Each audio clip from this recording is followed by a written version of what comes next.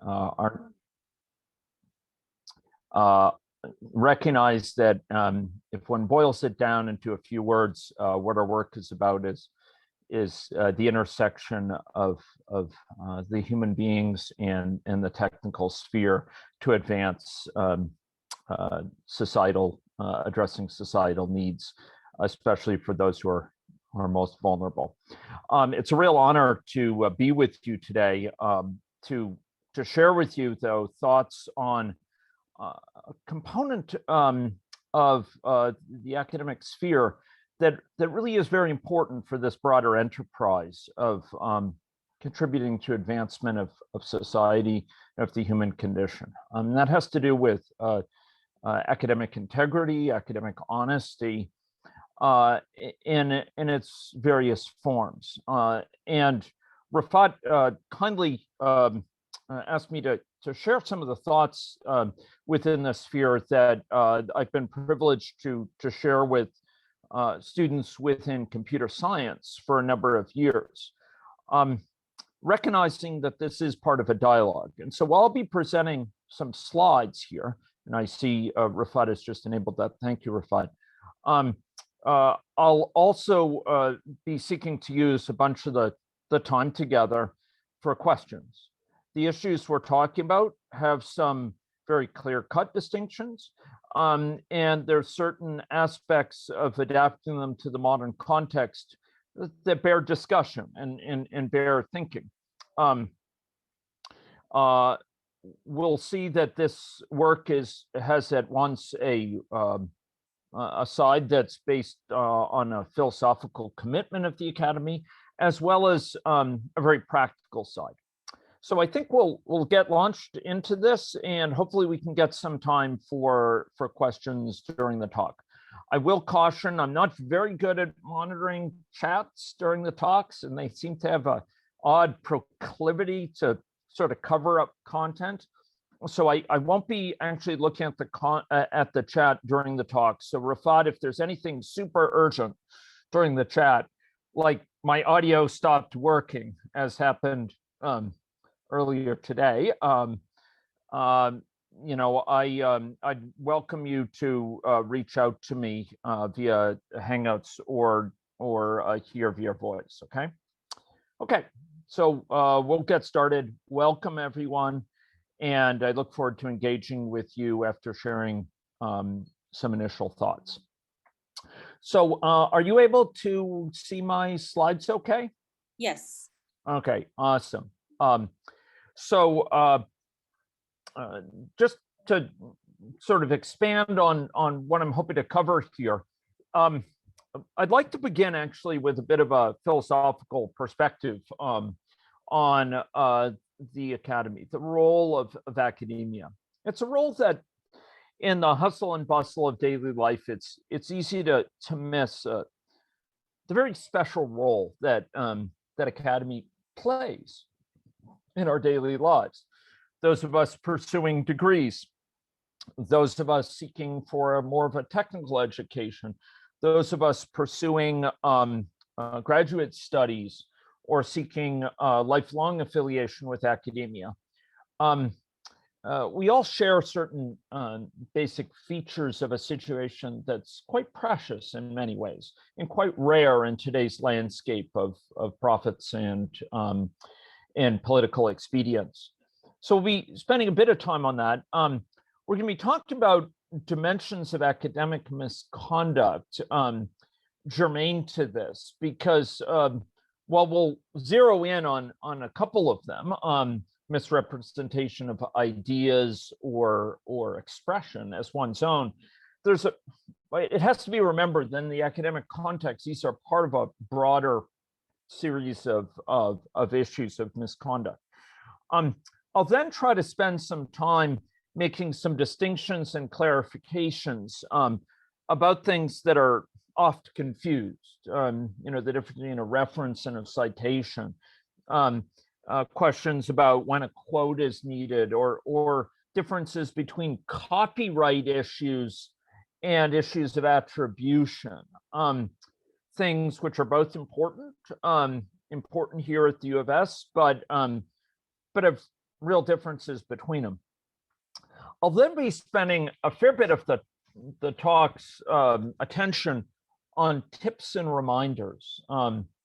Reminders for of certain basic principles that you need to attend to at a concrete level, and tips for how to avoid certain pitfalls, and how to deal with certain common situations, like where you want to take a figure but adapt it, or you want to use a figure that's just so well suited to your area, and yet give it proper use, not merely, try to pilfer it. And we'll talk about the UFS process in the late part of this, associated with academic misconduct, with which I've had the mixed pleasure of some familiarity. So I'd like to start then with this sort of philosophical component.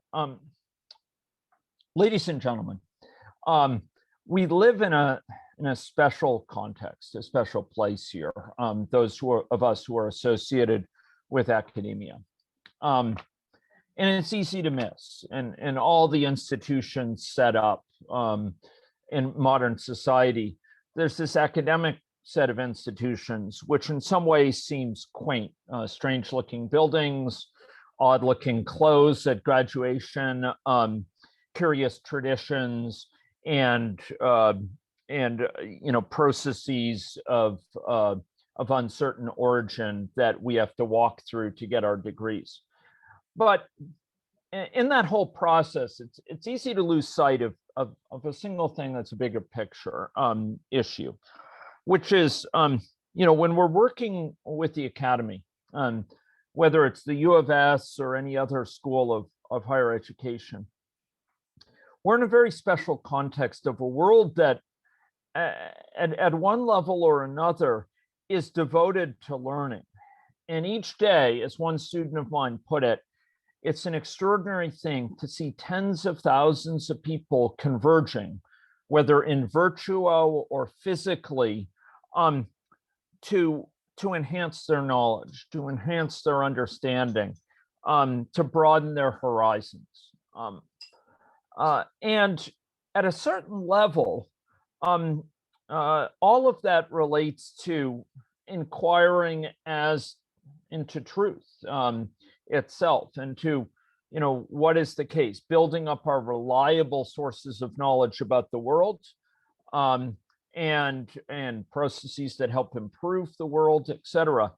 And academia is at a deep level about supporting reliable inquiry, not spotty, happenstance inquiry, but reliable routes of inquiry into truth through exploration and communication of ideas. It's a different economy that we live in here. We have the external economy, which all of us participate in. I've been active as an entrepreneur, and it's a worthy area.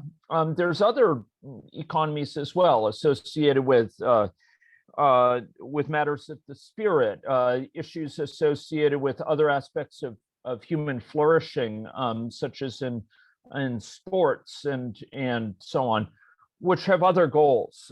The academy is special in that it's centered around ideas, and it's around truth, and it's around a commitment to truth, whether it's through teaching or through research, that's at the center of its goals.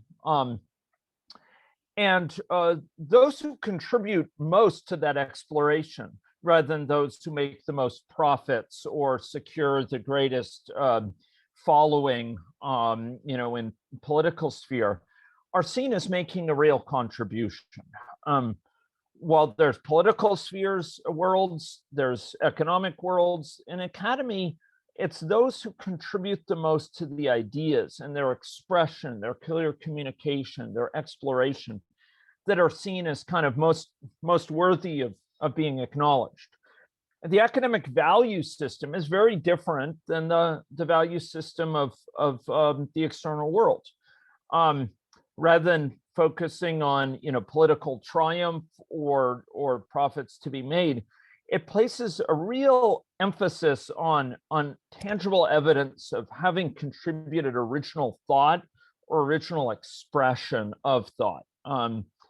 It honors those who have contributed most strongly in this area every bit as much as we honor past prime ministers, or we honor people who have climbed the economic ladder to be CEOs of by growing their companies, the Bill Gates of the world or the Steve Jobs. Within this economy of ideas associated with academia, evidence of contribution, evidence of having contributed new ideas or expressions of ideas forms a sort of currency. We're paid in it, we secure sustenance through it, and we benefit from it in our careers and in our acknowledgments, and in our stature in the community, and in our ability to teach others. Now, within the sphere of money, monetary transactions, and finance, which again I'm not trying to put down, but it's a different sphere. We have issues that come up that are that undercut its very heart. Within that sphere, there's this phenomenon of counterfeiting that, since the very earliest days of the monetary economy, was recognized as dangerous, as undercutting that very economy, and in many cases was subject to a severe punishment, even capital punishment. Why? Because it was fraudulent substitution of currency. It was passing off a worthless piece of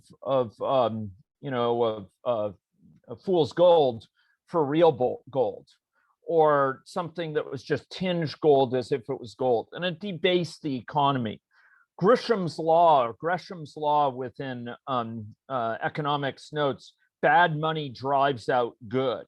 When you have false money circulating, it leads reliable money to not be invested, to be hoarded and not circulated. It undercuts the economy. And counterfeiting undercuts the wealth of all by lessening the wealth of their earnings. Of hard-earned earnings are now worth less. And it fraudulently benefits one person, the counterfeiter, at the expense of others. And although at a technical level, counterfeiting these days seems so easy, use a photocopier machine or a fancy printer and you can make yourself an image of a US dollar. It's recognized as a profound challenge and threat to society, so much so that one can be, placed in incarceration for decades due to counterfeiting. It carries the most severe of penalties despite being very easy to undertake. Within the academic sphere, we're dealing with similar risks, similar gravity of issues, and similar undercutting of the community by counterfeiting that is associated with academic dishonesty, academic misconduct. We see the commitment to truth, the commitment to honoring those who contribute novel ideas and expressions of ideas as being undercut when people misrepresent the sources of ideas. They don't cite the sources of their ideas. They don't quote expressions of the ideas that are particularly powerful or impactful, ways of explaining tricky concepts. It's also undercut at a scientific level grievously when we misrepresent the methodology we followed, or the work that was undertaken, or the characterization of the findings. We fudge data and pretend we got data X where we really got data Y. Those are grievous undercuttings of our commitment to truth, of our economy of ideas. And just as counterfeiting is easy to do, but is seen as so base an offense that it's cause for incarceration for decades, undercutting our economy of ideas is also all too easy, but is cause for great opprobrium within academia, great great need to take it up as a priority issue to bring people to justice, because it undercuts the wealth, the academic wealth of us all. And we're going to focus on these final two, this issue of citations, and so who came up with ideas, and the expressions of ideas. Close to the heart of this issue, or a key component of it, is this phenomenon of plagiarism. And if I could put it in a pithy way, it's representation of someone else's thoughts or expressions of ideas as if they were my own, as if I originated them, but it's actually coming from others. It's actually, I'm deriving it from others. I'm using their words without quoting them. I'm using their ideas without citing them, without giving them attribution, giving them credit. And this undercuts this Academy of Academia terribly. It makes it hard to determine what is the truth and whom we should honor for certain ideas. Failing to cite the source of ideas amounts to, in essence, intellectual counterfeiting. And it undercuts the ability for creators of the ideas to be acknowledged, to be given appropriate credit for their contributions to this economy of ideas that sustains us in academia, to be provided with credibility that comes from that, and to be broadly acknowledged in their careers. It also shortchanges us as a society, because while society needs the political sphere, while it needs the economic sphere, while it needs other areas of human striving in matters of spirit and beyond, it also needs academia. It needs this commitment, this rock solid commitment to truth, to honesty, to saying things like it is, and where that's upheld as a foremost value. If we sacrifice that through intellectual counterfeiting, as it will, we set society off in bad directions. At the most mild level, other researchers engage in fruitless scientific efforts to, reproduce cold fusion, or there's misguided efforts investing in certain areas of work, such as Theranos investing tremendous amounts of money in a company that is misrepresenting its findings and defrauding investors. And there's investment by political arms in policies that they think will be efficacious, but are not. So I want to talk about two different aspects of this. One is originating of ideas, and another is originality in exposition and expression of those ideas.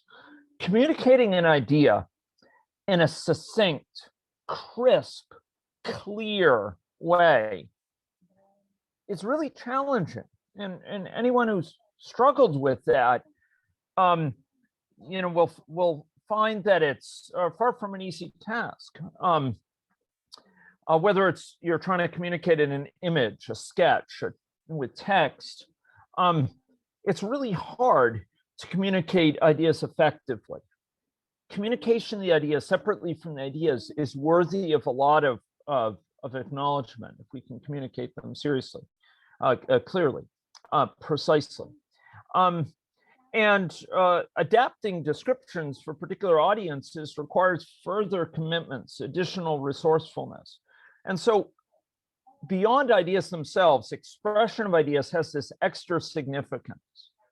And when we violate these trusts, when we plagiarize and use someone else's ideas or words as if they were our own, whether deliberately or inadvertently, by just failing to remember that we copied these words from someone else, some text online or what have you, it has grievous consequences. Much of this talk will be aimed at avoiding these consequences, but we'll talk at the end as well about the particular process here at the UFS. The consequences, though, start at the very local level. Say for a graduate student engaged in research, as many of you that I'm honored to be able to speak to are. Here, it can lead to a loss of trust with supervisor that forever changes the tenor of that relationship, forever undercuts the bond between supervisor and student. It can undercut your credibility with the committee to the point where committee members resign. I've seen it. And it can undercut your respect from colleagues. It can lead you to be shunned, suspicion to be placed upon you, and any subsequent contributions you make to be cast in doubt. It can lead you to be brought before faculty committees of a most unpleasant character, most uncomfortable character, where the committee is dead set on investigating potential infractions in ways that are important, but not always pleasant. It can lead to societal shame, lack of credibility, expulsion, revocation of a degree. I've seen it happen, and wholesale destruction of someone's academic career. And I want to draw attention to the fact that the graduate students in the audience should be aware that, risk of plagiarism imperils their future in all these ways. It puts you in to cast a shadow over your very life.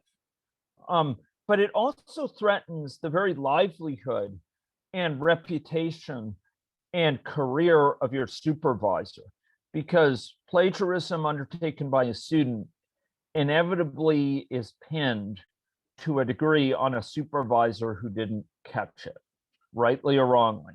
And supervisors' careers can be destroyed by the actions of a student in the plagiarism area. I haven't been in academia for too many decades now. This is my 18th year serving supervising students and as a faculty member. Some before UFS at MIT, and within that short span, though, I've had the misfortune of running into this again and again, so much so that it's a matter of personal commitment to communicate the importance of these issues. I've discovered plagiarism of work of our lab, my students and myself, appearing unattributed by others and having our models taken by others online and published as if they were their own wholesale, while they come out of my own hand. I've had colleagues come to me who think they've spotted potential plagiarism by other authors of their own work, or supervisors coming with matters of concern for their students. I've discovered cases where books that I've co-written with another author, as it's getting towards the finish line, are discovered to have plagiarized chapters. Even though I wrote large areas of that book, I had to take my name off it. The book is in print. I wrote a large part of it. It was based on a course of mine, the course contents, but I'm given no credit for it because I can't afford association with anything that has plagiarized text, because it would destroy my career if it found that a book that I published has plagiarism in it. And so I've had to relinquish co-authorship of a book into which I poured so much effort. I've had to terminate committee membership, sacrificed whole lines of collaboration with previously valued collaborators. I've had to report infractions, give testimony to disciplinary boards, and sadly, I've seen students expelled from programs here at the UFS because of this. So I want to make a few key distinctions here. Academic integrity concerns about honesty and representing ideas and expression of ideas and their source. Honesty about representing findings is different from intellectual property concerns. Both at a certain level lead to violations by copying and pasting, but they're different. Intellectual property issues, copying a figure that's copyrighted and placing it in a web page that you have, or taking some quote or some source code from one copyrighted code base and using it as your own, that's intellectual property issue. It may lead you to violate copyrights and in some cases patents. Those are separate from, distinct from what I'm talking about here, academic integrity. Academic integrity is about the economy of ideas. Intellectual property is about the economy of finance and money, also worthy of attention, but you should recognize that they're different. Just carrying a copyright along doesn't evade issues with academic honesty. So a few key things here. First of all, using ideas from a source, ideas that you have gotten from a source, does require citing. If you got a great insight into a particular topic, you drew ideas from a certain place, you need to cite them. And you'd cite them in different works with different citation styles. They depend on the style of the venue. So some might have, using these numbered things in these within the square brackets, others with names, others yet with superscripts. But it does require a citation, even if you're not using their words. You're saying that you're inspired by, that you found these ideas from this source, which is worthy of reference. You drew them from there. And that's important. It's giving a nod. It's giving credit to those who created them. And then associated with those would be a reference. These are citations. These are references, which provide the ability to go find those references. You could take this information, unlike the for, and you could look it up and go and find that reference in the library or online or what have you. And how you refer and how you cite will vary by venue. Some of them can be much terser. The number might appear at the end of some things are in italics and some that are not. It varies by context. But what does not vary by context is the need to cite and the need to provide the reference at the end to bear that out, what it's to what that citation is referring to. And I will just note that when we have words, we have someone else's words who have presented something, we can choose whether to quote it and cite it explicitly as a quote, and I'll indicate how that's done. We also may choose to phrase it in our own ways, but we could say following the lead of so-and-so, the flow of text is sponsored by or was inspired by this author. Okay, citations of this sort really help the community and they help the supervisor. They're not just a checkbox you need to tick. They're not just a pro forma formality to kind of give a nod. They really help. They help by helping us drill back to find a reliable source, to discover new sources. And there's whole scoping reviews that draw on citations from other papers they find to find more things they need to include, for example. They help other researchers in a number of ways, and they build goodwill and appreciation in the community. They show, gosh, I've acknowledged you. When someone cites someone, that's showing, we're acknowledging your contributions here. This attribution is giving credit where credit is due. A couple of things. I know, many of our graduate students hail from overseas, or they may come from within North America, but with languages their mother tongue is not English, and you may struggle a little bit with English, maybe more than a little bit. Just be aware that you shouldn't be embarrassed to put in front of your supervisor work that is within your own words, even if it's the English is substandard. A supervisor, by a factor of at least 1,000, would much prefer things that are in your words, and they have to do some reworking for the English to teach you English, than things are in someone else's words without attribution. That is like the kiss of death to the supervisor.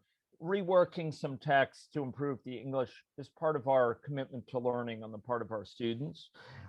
They may ask you to go to the writing center or to have other students review it and improve the English first, but that's part of our duty as supervisors and advisors. Don't view yourself as doing a favor to your supervisor, in short, by passing someone else's perfect English in front of them as if it were your own. They'd much rather deal with English that needs a lot of help, but has proper attribution and is phrased in original ways. Faculty spend a lot of time going through text, a lot of it checking the thesis, including checking that attribution is correct. And I've had the misfortune of sometimes finding students on the wrong side of that and needing to take it up with them. Don't put your supervisor in that position. So technology has shifted a lot since when I was everyone's age.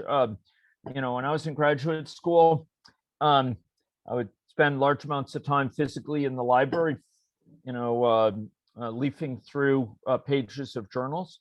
Technology has fundamentally changed, as we know, our relationship with research findings by others. It's also changed other aspects of the equation, made it very easy to copy and paste, and yet others in technologies that allow us to identify plagiarism. But this is an important issue, because just as technology has allowed counterfeiting of physical currency to be much easier than it was 2,000 years ago, it's fundamentally allowed us to much more easily and even inadvertently plagiarize and use someone else's words or ideas without realizing it. It hasn't changed the fundamental rules of needing to acknowledge original expression of ideas and the ideas themselves, but it's changed dramatically how easy it is to run afoul of that need. So it makes it very easy to find other people's contributions, easy to copy from one and paste in another, increased capacity for securing rough translation with Google Translate, for example. But it's also increased our ease of checking for plagiarism, for these stolen materials. And there's an arms race that goes on between the parties, copying and searching for these things. A lot of it doesn't require software. Quite a few times in my career, people have wondered, how in the world did I find a case of plagiarism? And I tell them, my nose just tells me. I look at it and I say, that doesn't sound like this student. This doesn't sound right. There's something suspicious about this. And I found all sorts of things very easily through this. I've had students accuse me of only finding their plagiarism because I run tools. In the most case, I would say balderdash. That's not at all the case. It doesn't require that. Often all it requires is just understanding where the student's at, knowing that it's my commitment to teach them, and finding that they have undercut that commitment by substituting someone else's words as if they're their own. So people will be monitoring for plagiarism. Supervisors, committee members, I've seen spot it. CGPS routinely will be looking for cases of plagiarism.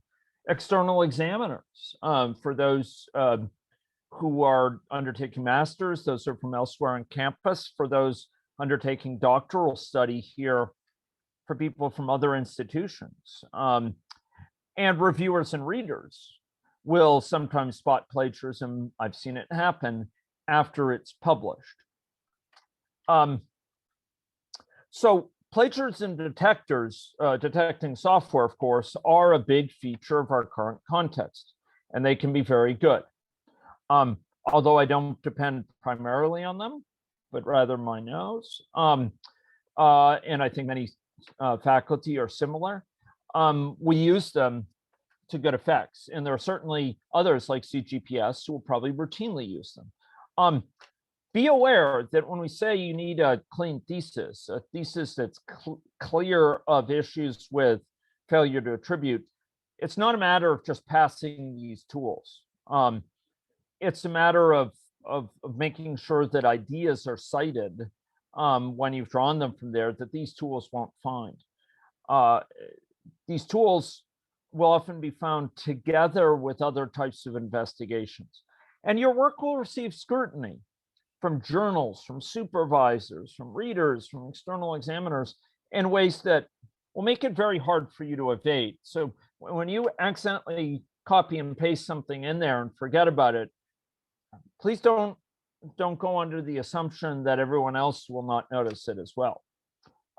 They will, very likely, dollars to donuts. So as I've noted, these things lead to long-term changes within relationships, relationships to other faculty, to committee members, to your supervisor.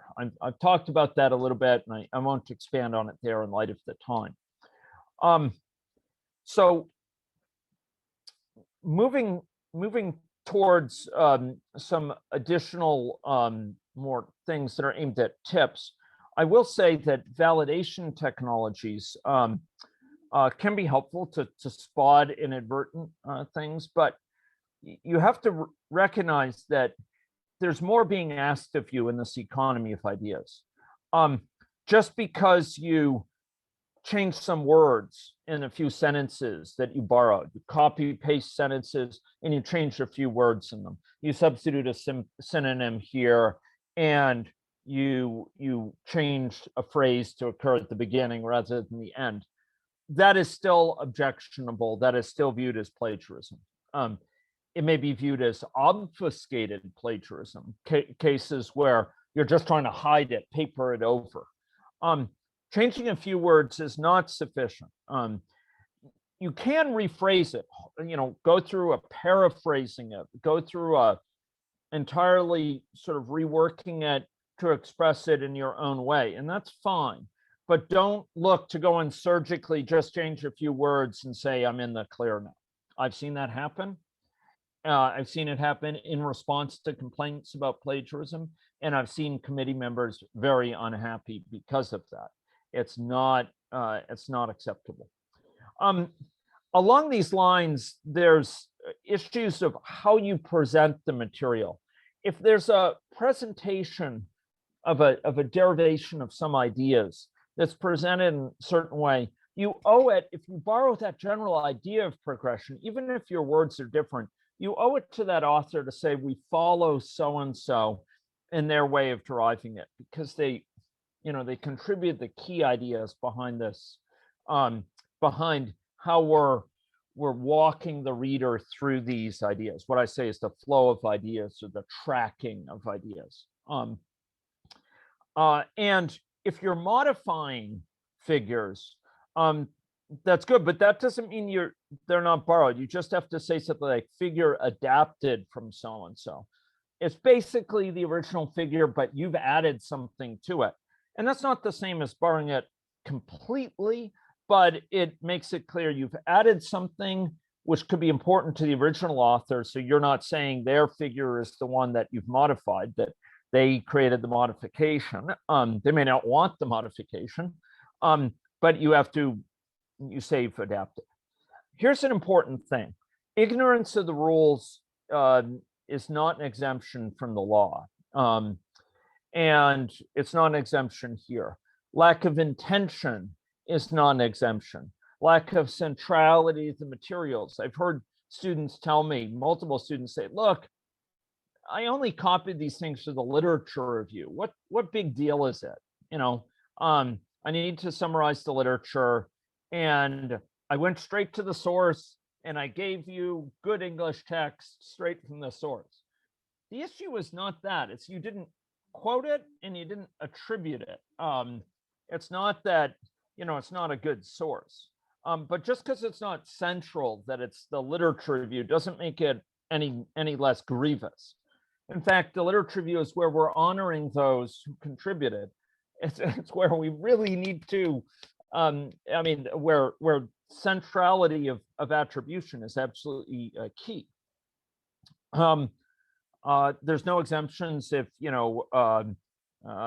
there's selected changes that you've made, as I noted, or you've taken text from your collaborators. I've seen that as well, where a student says, look, I only borrowed it from our collaborators, people we're collaborating with, so right, it doesn't matter. Or from people who have co-authored on this publication, I only took it from them. No, that's not acceptable. Copying it from a thesis rather than a published work, that's confusing copyright issues with attribution.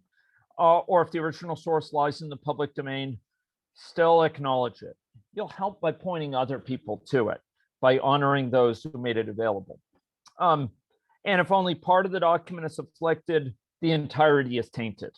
How could they know where else in the document is not tainted? Are they supposed to believe you after you've copied parts of it? Okay, now there's some subtleties associated with self-plagiarism. This is actually a tricky issue, and it differs in different areas of academia. I would say talk to your supervisors about the standards for your area. In many areas of academia, you cannot simply copy your text from a previous article you've written and paste it in wholesale. You may be describing a model you described in a previous one or an experiment, but you can't just take it wholesale and paste it. There's copyright issues there often that the journals will go after you for. But even there's an attribution issue. People expect you to say, look, this is from there, and they expect you to rewrite it or quote it. And you can quote it for small passages. So just be aware there are differences about how this is handled across different areas of academia. But many areas do consider this part of plagiarism. And I provide a link here from my field, computer science, and you can find other links online for other standards for plagiarism. I want to talk about some gray zones here. One gray zone is, look, suppose in a couple pages, you're really talking about one or two texts again and again and again. How densely do you cite them? Is it enough to just cite them up front and then not cite them subsequently, even though you're drawing on the ideas because you already gave them the nod? Generally, no, but there's ways in your text you could say, look, this exposition follows heavily on X, on source Y, and except where noted, we're drawing, on those ideas in all these further paragraphs. Or you could cite it particularly key points and make a note of the centrality of those sources in your exposition. But there is a question of, do you need 3 references or two citations, 3 citations to this one reference, etc. Another thing is if there are short phrases that are kind of standard, and you're using them, sort of circulating phrases, how to deal with them. Someone else, you've heard them mention this phrase. How do you deal with that? Well, it might be a good thing to quote it the first time and cite someone and note that you're borrowing and then just use it. Might be a good thing. This is a gray area. And things that are common knowledge. Things that are taught in undergraduate textbooks in these areas. What are you to do with those? Well, it's probably good if they're really common. There's probably textbooks which lay them out, and you can cite a textbook when mentioning it to buttress your case, and just subsequently, you can use that. So I would say seek guidance from librarians and seek guidance from your supervisors. Copyright, as I've said, is a different issue. And copyright concerns are a matter of law. What I've been talking about is a matter of the economy of academia, the economy of ideas. It's a matter of the academic sphere and honoring those who have original ideas or expressions of ideas. What we're talking about here with copyright is law. It's about the economy in its common sense, the economy associated with money and finance. There's laws to assure that those with copyrighted content are compensated, and there's a legal responsibility to obey that law. And there's rules about that.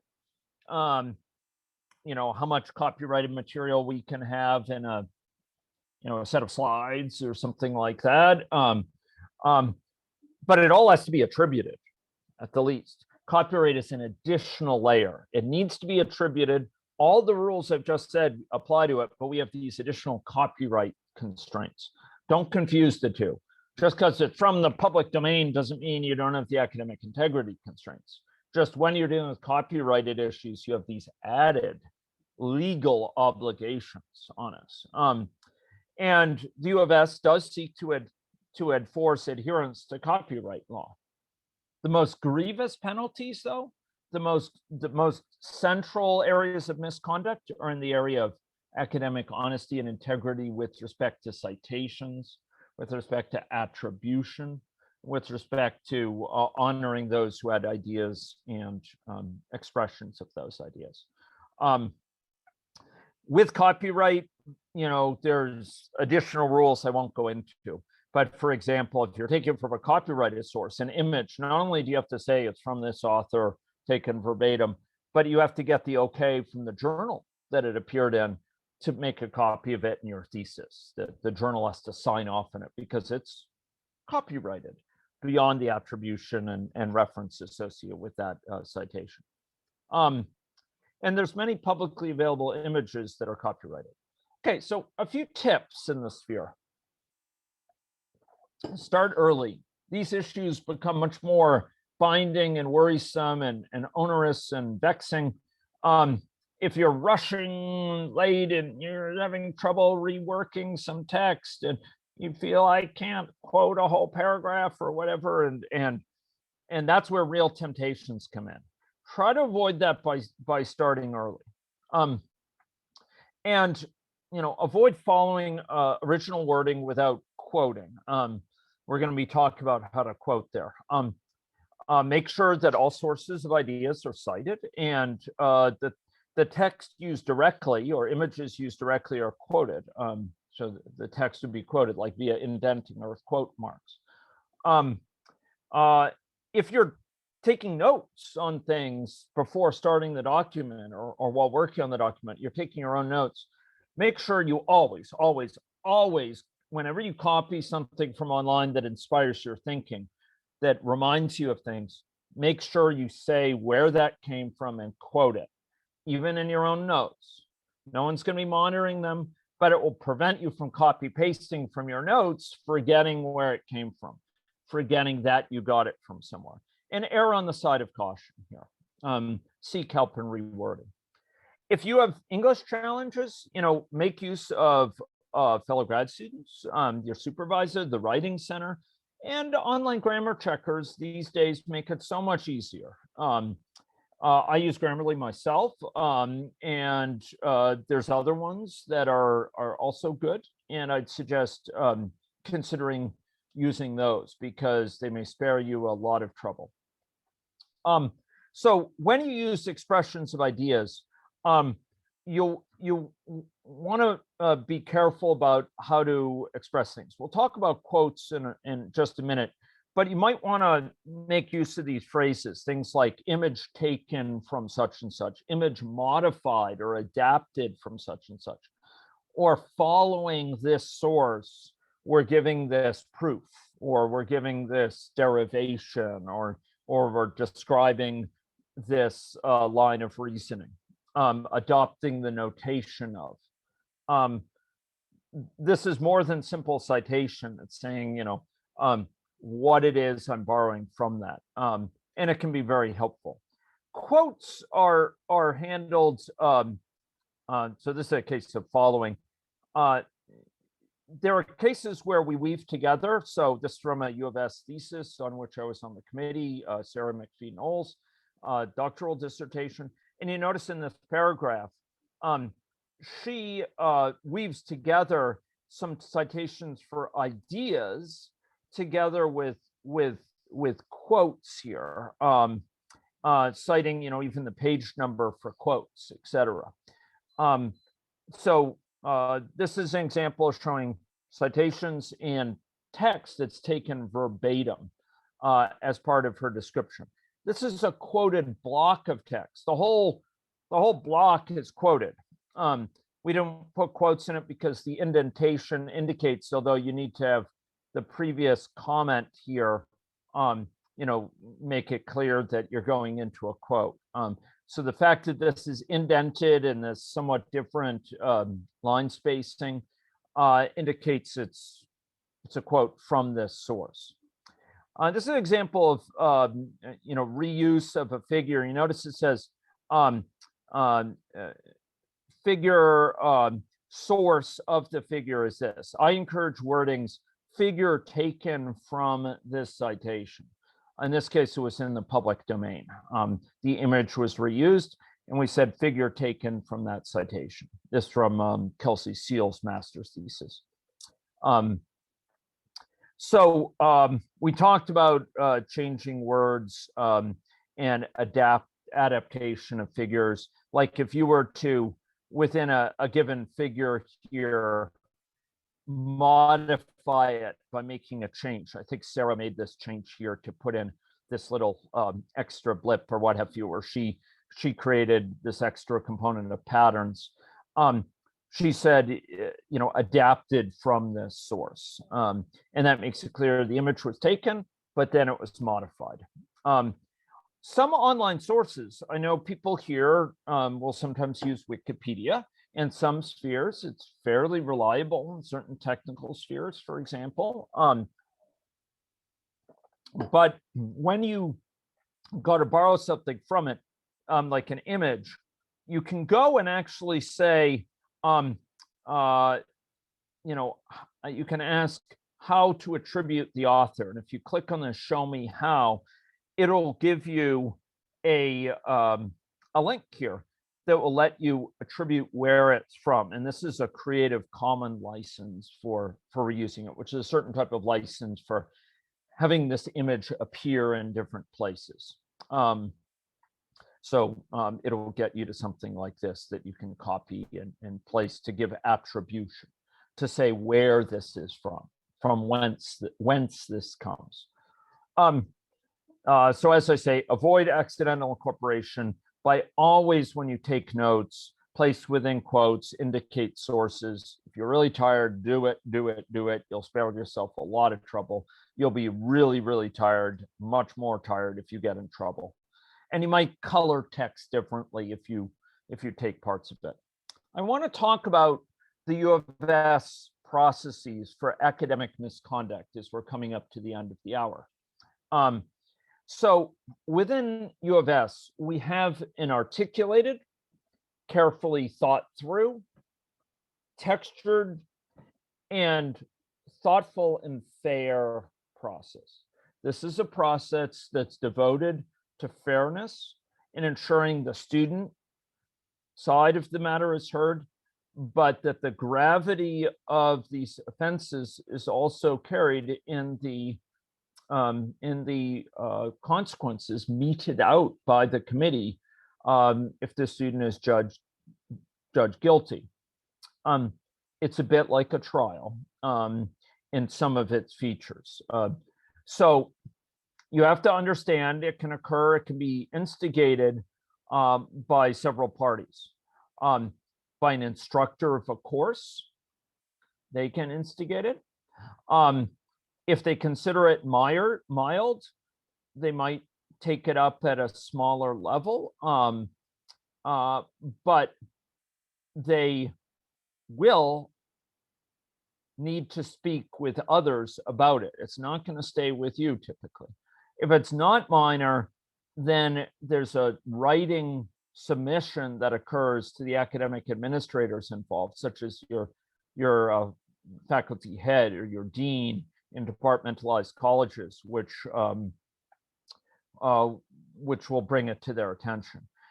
This can also be brought in the course of research, and academic administrator may choose to pursue it. For the most part, these are chosen to pursue. They're not dismissed. This is dismissed. It'll proceed to a formal hearing. This route as well, where it was found by an instructor, can be resolved informally if both the academic administrator and the instructor agree it's minor, and the student concedes. It can end up with a stern reminder and a chastening on the part of the student, but without them going before a committee.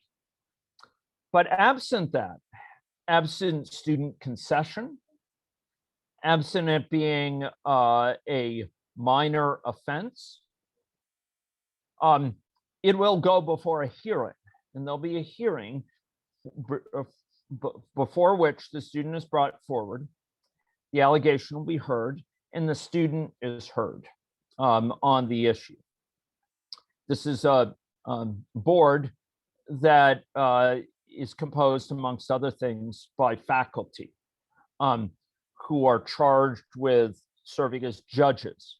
And the matter may be adjudicated in a way that suggests the student cannot be shown guilty for it. But if they are found guilty, then the student can appeal. And if no appeal is undertaken, or if they are judged despite the appeal to still have engaged in infraction, there will be a deciding as to outcomes. Those outcomes can include expulsion, academic penalties applied to the students. Generally, they are very serious. So this process is designed to ensure fairness. It's designed to ensure that debasing of the academic sphere, this economy of ideas, is not routinely debased by counterfeiting. These are serious things. I've been summoned before these committees to contribute to testifying about a student case, and students are under great pressure here because to understand the gravity of what they've done, and the offenses can lead to very serious outcomes. So a few useful resources before we open it up to questions and discussion. There's some very good resources online, not surprisingly. I provided some guidelines earlier that covered self-plagiarism, and those are here. I'll try to make sure all of these are clickable links. There's also, from the Writing Center at U of T, a very good resource on avoiding plagiarism, inadvertent or advertent. It's a matter of discipline, ensuring that when you copy things from the web, you make sure that even to yourself, you know exactly what was taken, wording wise, and whence they were taken, or from what source. But it also involves care in quoting, care in citation of ideas, etc. The U of S library, in particular the Writing Center, has some very good pointers on this. I'm rather partial to Rutgers, the State University System of New Jersey's module on plagiarism, that is quite rich. There's an animated tutorial about plagiarism that comes from Acadia University, to which I'm partial as well. And citing source code is specifically addressed by an institution where some of my computer science colleagues conduct work at University of Arkansas. And finally, the UFS misconduct processes. This picture, or perhaps an updated version of it, I took this 2 years ago from this source here. You can find updated versions of that there. So, ladies and gentlemen, we've talked about academia as being built upon. Its very existence is predicated upon an economy of ideas where reliable inquiry into truth is possible, where we honor those who derive new ideas and communicate them effectively. In order to honor them, in order to ensure that we're pursuing truth and not mirages, not false representations. We need a value system in academia that puts a priority on ensuring that ideas are cited properly, that scientific work is properly represented, and that expression of ideas is also honored. That's all what this is about. It may seem like a bunch of rules, but it's being true to this highest of aspirations of honoring the truth that's at the core of university processes. So please remember, these things are central to your work as graduate students, and they're central to your work securing attribution, securing acknowledgement, securing honoring through your contributions lifelong. So I've made my comments, I've had my say, and I welcome it up to questions that I might be able to answer during our remaining time together. Thank you very much.